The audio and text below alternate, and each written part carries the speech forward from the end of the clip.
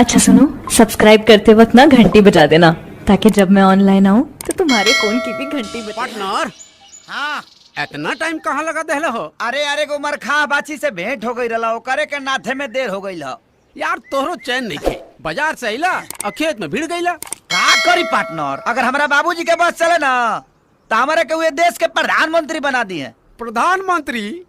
अरे उनकर बस चले ना तो बैल के जगह में तोरे के नाद दी है। ना दी है बाबू, जोत के हंगाइयो दी है। एकदम सही कहा रे। लेकिन पार्टनर, लाल बहादुर शास्त्री जी कह के गए कि जय जवान जय किसान।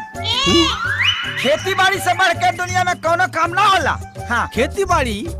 अरे तू पगला गेल बड़े करे, ते जवानी का गोबर गोथार में जियान करे के चाहता रे। हमारा नजरिए से तुम देखोगे तो समझ जाओगे। अरे तोर नजरिया गई तेल लेवे, काहे कि तोरो नजरिया भी तोर ऊ बुढ़वा बाप खानी हो गई बा। हम कह रहे हैं तो एक बार देखने में कहा जाता है जी। हाँ तो पार्टनर बुझा गई, तोरो खेला खत्म है बा।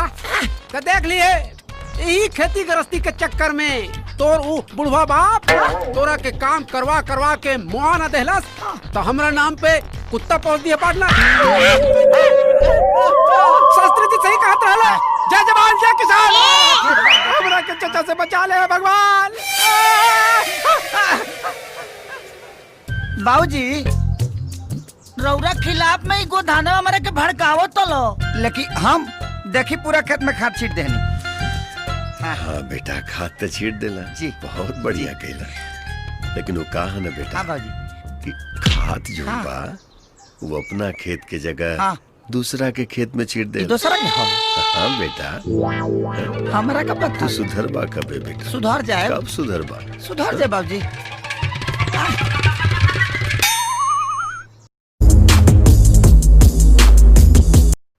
सतन संग काटा तारे चानी लगा के मच्छरदानी रजऊ। मने गा के मछरिया भगाइबे करे। हाँ मत गा, चुप, ठीक से धार। हाँ ओके।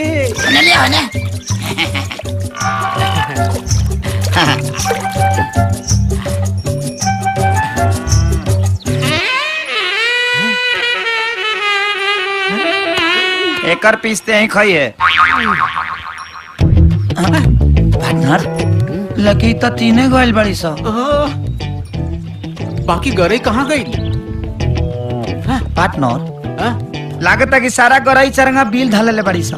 अच्छा, हाँ, आपका कहीं आप कौनो कला दिखावे के परी। अच्छा पार्टनर, मछली पकड़ना भी एगो कला है। अच्छा, सबको नहीं पता है ना बाबू। हाँ नु, दिखावा दिखावा दिखावा, कला दिखावा। पार्टनर, हाँ यस, ये देखा बाबू, अडी रंडी आदमी नहीं है हम। वही रहा, देखा इसका बड़ा है। तका तू ही खाली जाना तारा। अब देखा हमार खेला। पार्टनर, अब हमारा खेला देखो। पकड़ो पकड़ो पकड़ी, पकड़ो, ये अंदर हाथ डालना। हाथ डाल के निकाल रहे हैं। पार्टनर, लागत पड़ के करे धरल बिया। निकाल, निकाली, हट देखा। पार्टनर,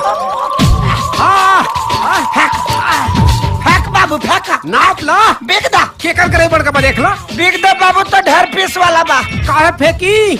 अरे एकरा के तो मस्त तेल के साथ फ्राई करे और मस्त भात के साथ मजा लेके खाए। सुरक्षित रह, तब ना पहले देख ले एक बार। देख ली, एमे का देखे के?